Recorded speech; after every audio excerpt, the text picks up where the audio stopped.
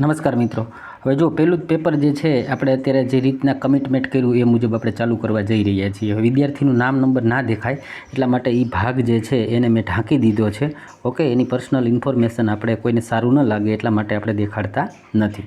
Okay, હવે જુઓ તો ટેસ્ટ સેન્ટર નેમ જે છે એ ક્યાંનું છે તો કે અમદાવાદ બોપલમાં પરીક્ષા આપી છે। ટેસ્ટની તારીખ જે છે 5 તારીખે એટલે કે 6ઠા મહિનાની 5 તારીખે 2025નું જ આ પેપર છે।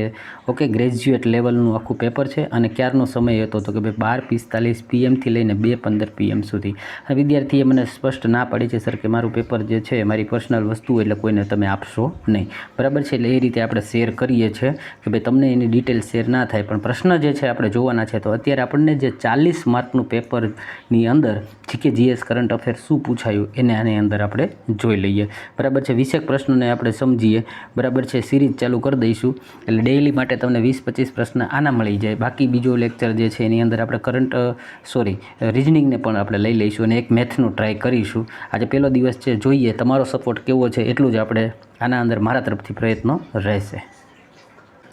જેમાં પહેલો જ પ્રશ્ન જે છે એને બંધારણમાંથી લઈ લીધો છે। વાંચીએ પહેલાં કે ભાઈ બંધારણનો 97માં બંધારણીય સુધારા પછી રાજ્યનો સહકારી ચુકાદો જે સુધારા સાથે અસંગત હોય તો તે કેટલા સમય સુધી અમલમાં રહી શકે છે, બરાબર। તો બંધારણમાંથી પ્રશ્ન એવો, રાજ્યની જે સહકારી સંસ્થાઓ છે એને લગતો આખો કાયદો જે છે એમાં ચેન્જીસ થાય અને એ જે છે અસંગત એટલે મેળ ન ખાતો હોય એવું, બરાબર છે, તો તે કેટલા સમય સુધી ટકી શકે એવો પ્રશ્ન જે પૂછી લીધો છે। એનો રાઈટ આન્સર જે છે 1 પોઈન્ટ પહેલાં ઓપ્શન 1 છે અને 1 વર્ષ સુધી જે છે એ ટકી રહેશે।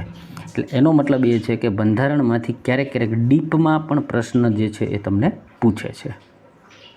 બીજો પ્રશ્ન જોઈએ તો એમણે આ પ્રશ્ન કોમ્પ્યુટરમાંથી પૂછેલો છે।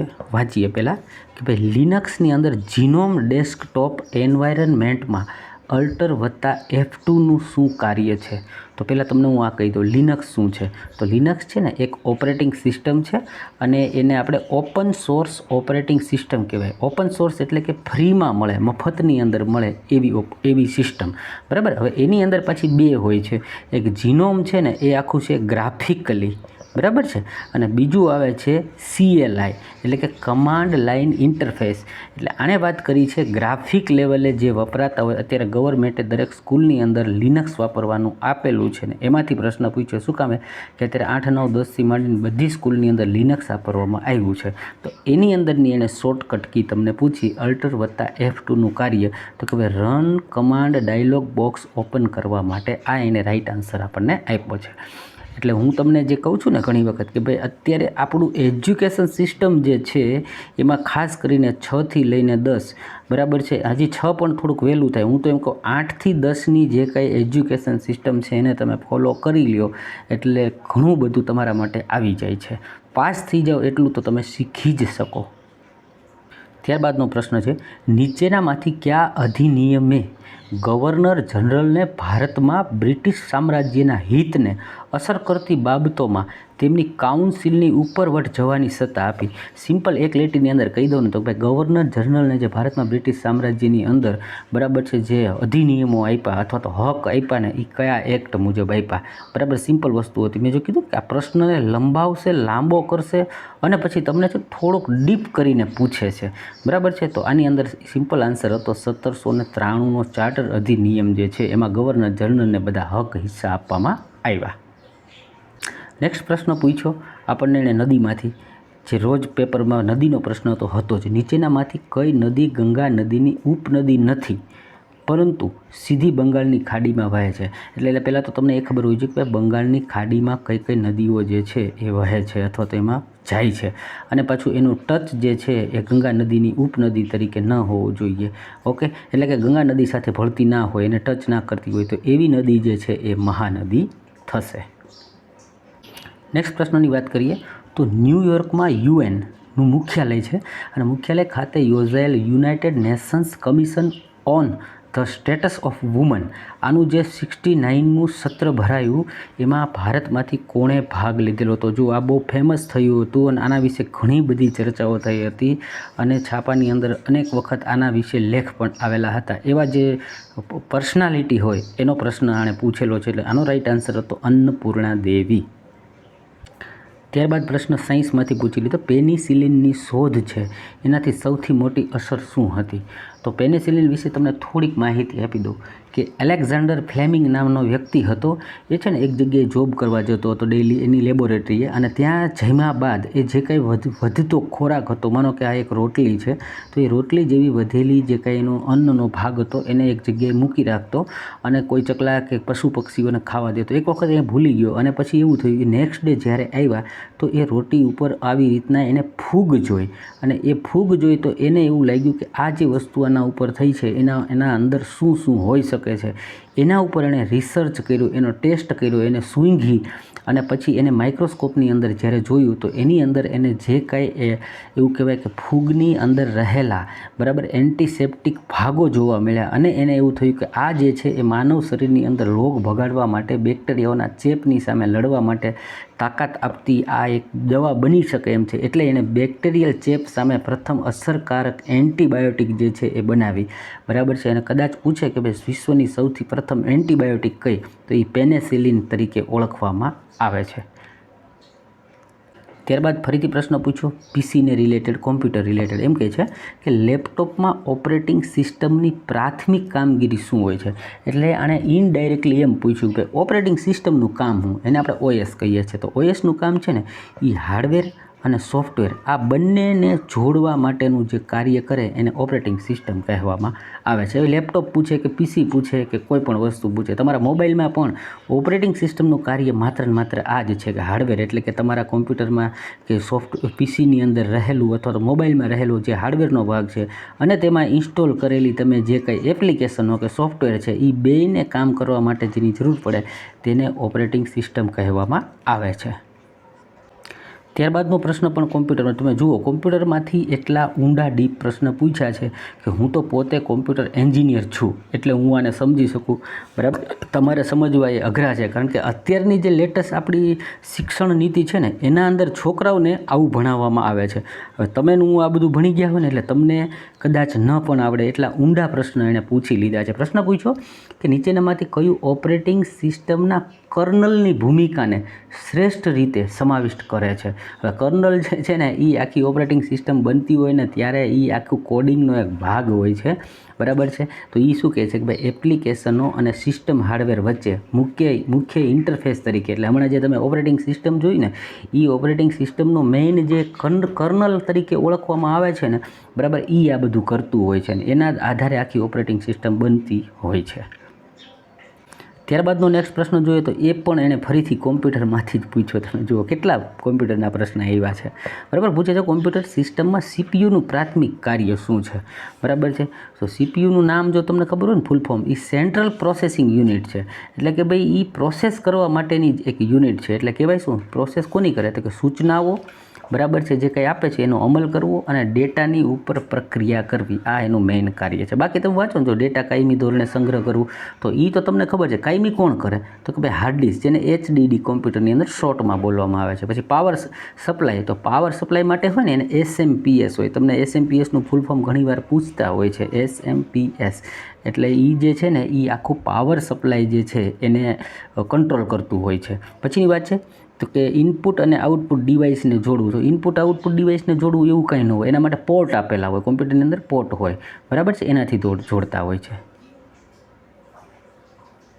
ત્યારબાદનો પ્રશ્ન પૂછ્યો તો જળ જીવન મિશન મુજબ 2024 સુધીમાં ગ્રામીણ પરિવારો માટે નળનું પાણી મેળવવા માટે કેટલા ટકાનો લક્ષ્યાંક છે? એટલે 2024ને ધ્યાને લઈને, એટલે ગવર્મેન્ટની જે યોજનાઓ છે, જો ગવર્મેન્ટે તો એવું જાહેર કરી દીધું છે કે અમે 100% બધાને પાણી પુગાડી દીધું, બરાબર. જો તમે ગુજરાતના છો અને તમને ખબર હોય ઓલી દેવાંશી જોશી છે આપણે જમાવટ મીડિયાવાળી, એણે આ વાત ઉપર કેટલી વખત ચર્ચા કરી છે અને ગવર્મેન્ટને સામે એણે વાતો કરી છે કે ભાઈ તમે તો 100% એમ કહો છો કે ભાઈ જળ છે એ બધે નળ સે જળ યોજના દ્વારા ગામમાં પાણી પૂગી ગયા, બરાબર. એટલે સરકારી આંકડા મુજબ 100% પૂગી ગયું, પણ રિયાલિટી જે દેવાંશી જોશીએ બતાવી છે તમે જોઈ શકો છો. ત્યારબાદનો પ્રશ્ન પૂછો પાછો કોમ્પ્યુટરમાંથી. તમે જુઓ 8, 10 પ્રશ્ન કોમ્પ્યુટરના પૂછી લીધા છે. એ એમ કહે છે કોમ્પ્યુટરમાં કેશ મેમરીનો મુખ્ય હેતુ શું છે? બરાબર છે. જો કેશ મેમરીનો મુખ્ય છે ને, પહેલાં એને જવાબ આપ્યો એ પછી હું તમને સમજાવું આખું કેશ મેમરી શું છે. એમ કે ઝડપી પુનઃપ્રાપ્તિ માટે વારંવાર એક્સેસ કરાયેલ ડેટાને સ્ટોર કરવા. હવે છે ને કેશ મેમરી શું હોય હું તમને કહી દઉં કે ભાઈ તમારા કોમ્પ્યુટરની અંદર જે પ્રોસેસર છે ને, બરાબર છે, એની બાજુમાં એક રેમ હોય. બરાબર છે. હવે રેમ છે ને એનું કાર્ય શું છે કે કોઈ પણ વસ્તુને ત્યાંથી લાવવી અને પાછી એને પરત કરવી, તમે જે કંઈ સૂચના આપી એ રીતે. બરાબર છે. આ તમને કાયમી યાદ રહે એટલે હું થોડુંક સમજાવું છું. બરાબર, સમય નથી બગાડતો. હવે કેશ મેમરી એક એવી મેમરી આપી કે જ્યારે તમે કોઈ પણ વસ્તુને એકવાર ખોલીને તો એ કોમ્પ્યુટરમાં ક્યાં પડી છે એને યાદ રાખે. એટલે બીજી વખત તમે જ્યારે એ વસ્તુ ઓપન કરવા જાઓ, બરાબર છે, તો એ હવે રેમને નહીં કહે કે તું એ વસ્તુ ગોતીને લઈ આવ. એ કેશ મેમરીએ એની પાસે પોતાનું એડ્રેસ સ્ટોર કરી રાખ્યું કે આ ક્યાં પડ્યું છે, ત્યાંથી ફરીથી લઈ આવે. હવે આ તમને દેશી ભાષામાં સમજાવું ને તો તમારી ઘરે માનો કે તમે પહેલી વખત તમને ખબર ન હોય કે ભાઈ તમારા ઘરમાં છરી ક્યાં પડી છે, બરાબર, તો ત્યારે તમે કોકને પૂછો કે ભાઈ છરી આપો. તમારા મમ્મી પપ્પા કહે ભાઈ જો તને બતાવી દે કે આપણે આ રસોડાના ફલાણા પ્લેટફોર્મ ઉપર આ ડબ્બામાં છરી આપણે રાખીએ છીએ. ઓકે. હવે બીજી વખત છરીની જરૂર પડશે તો તમે હવે કોઈને પૂછવા જશો નહીં. તમે શું કરશો? ડાયરેક્ટલી એ છરી ક્યાં પડી છે ત્યાંથી લઈ આવો. આ કાર્ય જે કર્યું ને એ તમારા મેમરીની અંદર સ્ટોર થઈ ગયું કે આપણા ઘરે છરી અહીંયા પડી છે. તો આવું કાર્ય જે છે ને એ કેશ મેમરી કરે છે. બરાબર. એટલે હવે વાંચો. જો ઝડપથી પુનઃપ્રાપ્તિ એટલે ફરી વખત લેવા જવું હોય ત્યારે, અથવા તો વારંવાર લેવા જવું હોય, એક્સેસ કરવું, લેવા જવું હોય, કરાયેલા ડેટાને સ્ટોર કરી રાખે, એ યાદ રાખે કે ક્યાં પડ્યું છે. ઓકે.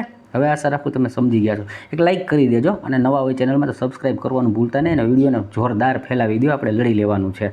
ઓકે.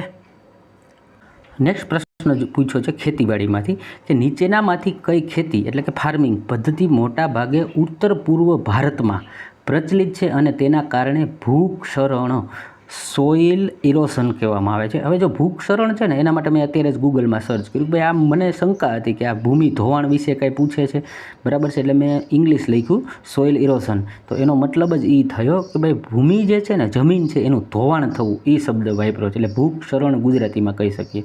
તો ત્યાંની જે સ્થાનાંતરીય કૃષિ છે, બરાબર છે, એનાથી, બરાબર છે, એ એવું કહેવા માંગે છે કે ભાઈ એનું જે ભૂમિ છે એ બગડી રહી છે અથવા તો ક્ષરણ થઈ રહ્યું છે.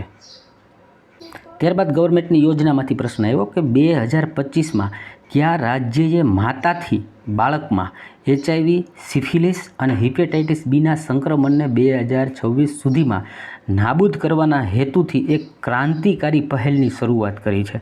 તો આ જે યોજના છે, બરાબર, એ પશ્ચિમ બંગાળ સરકારની છે અને એમને લોન્ચ કરી છે. એટલે આપણને આમાંથી એવા જે કાંઈ ચેલેન્જિંગેબલ યોજનાઓ અથવા કમિટમેન્ટ કોઈ રાજ્યના હોય તો એવા ટોપિક્સને પણ આપણે જોવા પડશે. ત્યારબાદ પ્રશ્ન પૂછ્યું નીચેનામાંથી કયા રજવાડા શાસકે શીખ સમુદાય અને સંસ્થાઓને આશ્રય આપ્યો હતો? એટલે કે હિસ્ટ્રીમાંથી તમારે રજવાડાઓના ક્વેશ્ચન્સને વાંચવા પડશે અને સમજવા પડશે. બરાબર છે. અત્યારે આપણે પેપર જોઈએ છો. હું આના માટે કોશિશ કરીશ કે હવે નેક્સ્ટ કેવા પ્રશ્ન આવી શકે એવું પણ આપણે લાવીશું. એટલે પટિયાલાના ભૂપિન્દર સિંહ જે છે એમનો પ્રશ્ન આના અંદર આન્સર બને છે. નેક્સ્ટ પ્રશ્નની વાત કરીએ તો બિહારનું લોકપ્રિય એવું લોકનૃત્ય જે વિવાહિત યુગલના પ્રેમ અને ઝઘડાનું પ્રતિનિધિત્વ કરે છે તેને ખાલી જગ્યા કહે છે. બરાબર. તો એ જત અને જતીન છે. પહેલાં આપણને માત્ર ને માત્ર આમાં લોકનૃત્ય પૂછતા કયા રાજ્યનું કયું નૃત્ય છે. હવે તો એની પાછળ કારણ આપે છે કે ભાઈ આ પ્રકારનું છે, આવા રીતે કરવામાં આવે છે ને, એવું પાછું લોકનૃત્ય છે. ત્યારબાદનો પ્રશ્ન છે નીચેનામાંથી કોણ સંથાલ બળવાનો ભાગ હતો અને ન હતો? બોલો.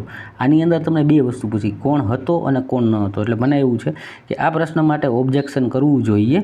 બરાબર છે કે ભાઈ તમે આની અંદર હતો એવું પૂછી લીધું, ન હતો એવું પૂછી લીધું. જો તમે એક્ઝામ દેતા હોય તો તમારે આવો પ્રશ્ન જે છે એને લેપ્સ કરવો જ પડે, છોડવો પડે, કારણ કે તમે આનો જવાબ ગમે એ આપો, હવે ખોટો પડવાની શક્યતા વધી જાય છે.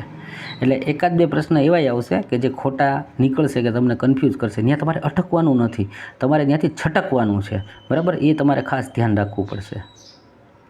નેક્સ્ટ ક્વેશ્ચન લઈએ તો કે ગ્રામીણ વિકાસ મંત્રાલય દ્વારા પ્રકાશિત વાર્ષિક અહેવાલ 2024-25 અનુસાર કેટલા ટકા ગ્રામીણ પરિવારો તેમની આજીવિકા માટે કૃષિ, પશુધન અને નોન ટિમ્બર ફોરેસ્ટ પ્રોડક્ટ બરાબર છે. એટલે કે ભાઈ ફોરેસ્ટને નુકસાન ન થાય એ ટાઈપની જે પ્રોડક્ટ છે એના ઉપર આધાર રાખે છે. બરાબર. તો એવા 99% આજીવિકા એટલે ગ્રામીણની વાત કરે છે, ગ્રામીણ વિકાસ મંત્રાલય દ્વારાની વાત કરે છે. એણે પ્રકાશિત કરેલો અહેવાલ જે છે એમાં આ લોકોનો આન્સર આપણે જે આંકડાકીય જોઈએ તો 90% લોકો જે છે એ આના પર આધાર રાખે છે. મિત્રો આની અંદર પહેલો ભાગ છે એમાં આપણે આટલું રાખીએ છીએ. ઓકે, હવે તમારી ફરજ છે કે વિડીયોને ખૂબ જ લંબાવો, વધારો કરો, શેર કરાવરાવો, લોકો પાસે લાઈક કરાવો અને નવા હોય તો સબસ્ક્રાઈબ કરજો. પહેલો ભાગ છે અને પહેલા ભાગની અંદર આપણે જોઈએ છે કે ભાઈ તમને ડોઝ વધી ન જાય. આપણે રેગ્યુલરલી હવે આખા દિવસમાં 3-4 વિડીયો મૂકી અને તમને સપોર્ટ ફૂલ કરીશું. બરાબર છે. એમાં હું રિઝનિંગ પણ લઈશ અને ઘણાની તકલીફ છે કે સર મેથ્સમાં પ્રોબ્લેમ છે એને મેથ્સ પણ લઈશ અને કોઈને પ્રેક્ટિસ માટે પેપર ખરીદવા હોય તો એ લોકો ખરીદવા માટે મારી પાસેથી પેપર ખરીદી શકે છે. મારો વોટ્સઅપ નંબર છે 91 57 68 80 58. ઓકે, એના સિવાય ગણિતનું ચેપ્ટર વાઇઝ જે લોકોને ગણિતમાં ઓછું આવડે છે તો ગણિતનું ચેપ્ટર વાઇઝ મટીરિયલ પણ છે. જે લોકોને વિજ્ઞાનની તૈયારીમાં તકલીફ હોય તો વિજ્ઞાનનું મટીરિયલ પણ મારી પાસેથી ખરીદી શકે છે.